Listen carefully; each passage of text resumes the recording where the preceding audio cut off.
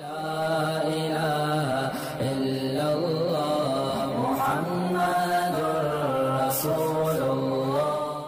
بہت بہت شکریہ مصعب. اور محمد زبیر صاحب کا اگلا سوال ہے اور وہ یہ پوچھتے ہیں محرم الحرام کے مہینے میں شوقیہ حلیم پکانا کھانا جائز ہے؟ نہیں، جائز نہیں ہے. اس سے بدعت کی تائید ہوتی ہے. کوئی بھی ایسا کام کرنا، کیونکہ لوگ اس مہینے میں حلیم پکاتے ہیں، اس کو ایک مذہبی رسم سمجھ کے پکاتے ہیں، تو ظاہر ایک بدعت عمل ہے. آپ صلی اللہ علیہ وسلم صحابہ کرام سے اس کا ثبوت نہیں ہے. ویسے بھی کھانے پینے کا اسلام میں جو تصور ہے وہ ایسا نہیں ہے جیسا ہمارے معاشرے میں بنا لیا گیا ہے. آپ صلی اللہ علیہ وسلم کھانے پینے میں بہت قناعت سے کام لیتے تھے، اور آپ صلی اللہ علیہ وسلم نے فرمایا بدترین برتن جو ہے نا بھرنے کے لحاظ سے وہ انسان کا معدہ ہے. تو ہم دیکھتے ہیں کہ نبی صلی اللہ علیہ وسلم کی سیرت کھانے پینے کے معاملے میں قناعت ہے. تو اسلام میں روزہ عبادت ہے، کھانا عبادت نہیں ہے. اور حلیم تو بڑی بھاری بھرکم چیز ہوتی ہے، اس کو پکانے میں کتنا ٹائم لگتا ہے، پوری رات دیگوں میں چمچے ہلانے پڑتے ہیں، تو ٹائم کا ضیاع ہے. کسی بھی لحاظ سے یہ چیز شریعت کے مزاج سے میچ نہیں کرتی ہے.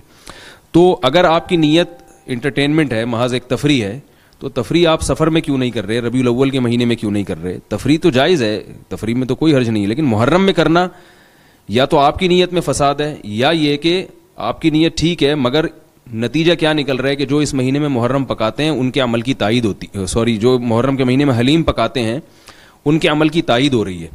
تو اپنے قول و عمل سے ایک بری رسم کی نفی کرنی چاہیے، اس کی تائید نہیں کرنی چاہیے، اس لیے نہیں کرنا چاہیے محرم میں. اور صوبیہ ناز صاحبہ کرناٹک انڈیا سے وہ سوال کرتی ہیں جی کہ کیا محرم کے پہلے تمام 10 دنوں میں روزے رکھ سکتے ہیں؟ رسول اللہ صلی اللہ علیہ وسلم نے ارشاد فرمایا، بالکل صحیح حدیث ہے کہ افضل الصیام بعد صیام رمضان صیام الشہر اللہ المحرم او کما قال صلی اللہ علیہ وسلم، کہ رمضان کے بعد سب سے افضل ترین روزے اللہ کے مہینے محرم کے روزے ہیں. اس میں محرم کی فضیلت بھی ثابت ہوتی ہے کہ آپ صلی اللہ علیہ وسلم نے محرم کے مہینے کو اللہ کا مہینہ قرار دیا، اور آپ صلی اللہ علیہ وسلم نے فرمایا رمضان کے بعد سب سے افضل روزے محرم کے. تو اس سے پتہ چلتا ہے کہ محرم میں روزوں کی اضافی فضیلت ہے. آپ صلی اللہ علیہ وسلم کا جو معمول تھا وہ تھا رمضان کے بعد سب سے زیادہ روزے آپ شعبان میں رکھا کرتے تھے. تو عملی فضیلت جو ہے، عملی فضیلت یعنی آپ صلی اللہ علیہ وسلم نے عمل سے جو فضیلت بتائی ہے وہ شعبان کی ہے، لیکن جو قول سے جس کو ترجیح دی ہے، جس مہینے کے روزوں کو زیادہ ترجیح دی ہے وہ محرم کے روزے. تو علماء نے، علامہ نووی رحمہ اللہ نے اس میں تطبیق یہ دی ہے کہ محرم کی فضیلت بالکل آخر میں، یعنی جب اسلام کا آخری زمانہ تھا اس وقت وارد ہوئی ہے. جیسے کہ آپ صلی اللہ علیہ وسلم نے عاشورہ کے روزے کے بارے میں فرمایا کہ میں اگر اگلے سال زندہ رہا تو میں 2 روزے رکھوں گا، لیکن آپ صلی اللہ علیہ وسلم زندہ نہیں رہے، لیکن 2 روزے رکھنا سنت ہو گیا. تو علامہ نووی فرماتے ہیں اگر آپ صلی اللہ علیہ وسلم مزید زندہ رہتے تو آپ صلی اللہ علیہ وسلم پھر رمضان کے بعد سب سے زیادہ روزے محرم میں رکھتے. اس حدیث سے ہمیں یہ ایک اشارہ ملتا ہے. تو اس لیے محرم کے روزوں کی الگ سے فضیلت ہے، اور عاشورہ کے روزے کی تو بہت زیادہ فضیلت ہے. آپ صلی اللہ علیہ وسلم نے فرمایا پچھلے 1 سال کے روزوں کا کفارہ بھی ہے، اور اس کی جو فضیلت ہے علماء سے آپ سنتے ہیں. لیکن یہ جو ابتدائی 10 دن ہے محرم کے، ان کی الگ سے کوئی فضیلت نہیں ہے. پورے محرم کے مہینے میں جب چاہے روزے رکھ لیں، شروع کے 10 دن رکھ لیں، درمیان کے 10 دن رکھ لیں، آخر کے 10 دن رکھ لیں. البتہ علماء پورا مہینہ روزہ رکھنے کو ناپسندیدہ قرار دیتے ہیں، کیونکہ آپ صلی اللہ علیہ وسلم کی جو سنت ہے رمضان کے علاوہ کبھی بھی آپ پورا مہینہ روزہ نہیں رکھتے تھے، ناغہ کرتے تھے. تو افضل یہ ہے کہ محرم میں زیادہ سے زیادہ روزے رکھے جائیں، مگر کوئی دن متعین نہیں ہے، جب آپ کو آسانی ہو آپ رکھیں. جی بہت شکریہ مصعب. اور محمد اسماعیل صاحب راولپنڈی سے پوچھ رہے ہیں اگر کسی کے فرض روزے رہتے ہوں اور وہ عاشورہ کے روزے میں قضا کی نیت بھی کر لے تو وہ قضا روزہ اس کا ادا ہو جائے؟ عاشورہ کے روزے میں اگر وہ قضا کی نیت کرے گا تو قضا تو ادا ہو جائے گا، مگر عاشورہ کے روزے کا ثواب نہیں ملے گا، کیونکہ عاشورہ کا جو روزہ ہے اس کی ایک مستقل فضیلت ہے. تو وہ فضیلت جب ہی حاصل ہوگی جب آپ عاشورہ کے روزے کی کو مستقل نیت سے آپ رکھیں اس کی. اگر وہ قضا کی نیت کر لیں گے تو قضا تو ادا ہو جائے گا، لیکن عاشورہ کی الگ سے فضیلت حاصل نہیں ہوگی آپ کو.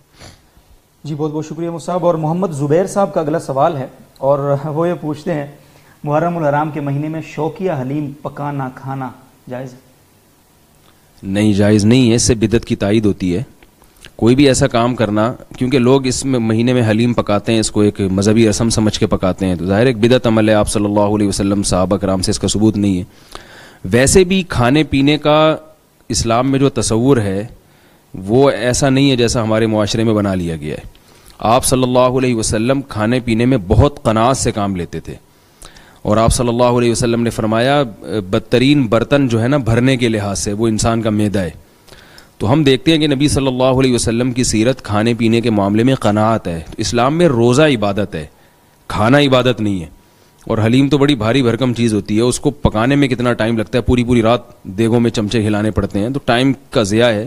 کسی بھی لحاظ سے یہ چیز شریعت کے مزاج سے میچ نہیں کرتی ہے.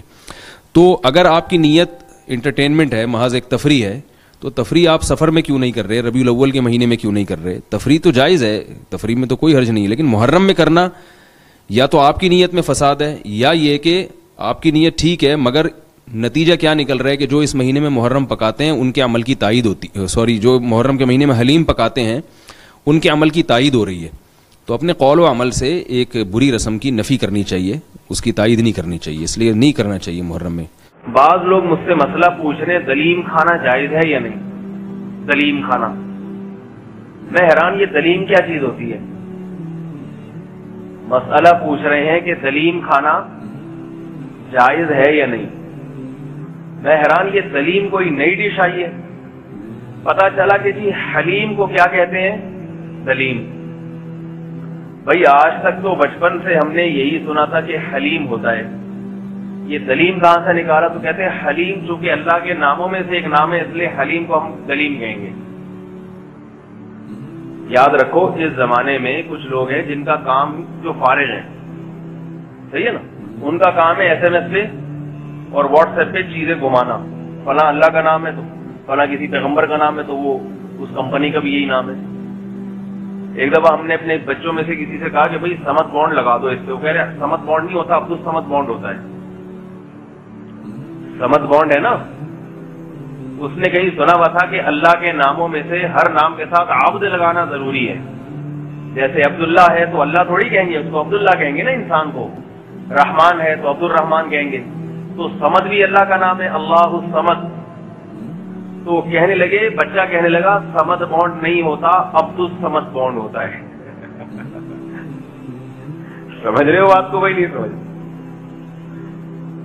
تو ایک اصول یاد رکھیں کہ کچھ لوگ ہوتے ہیں بالکل فارغ, ان کا کام ہے ایسی ایسی چیزیں نکال کے لوگوں کے سامنے پیش کرنا. پہلے کسی کی توجہ جاتی نہیں تھی کہ حلیم بولتے ہوئے اللہ کی طرف. جب آپ نے اس کی اتنی مشہوری کر دی, اب آدمی حلیم کھاتے ہوئے ڈرے گا کہیں اللہ کا نام تو نہیں کھا رہا میں, اللہ کا نام تو نہیں پکا رہا میں.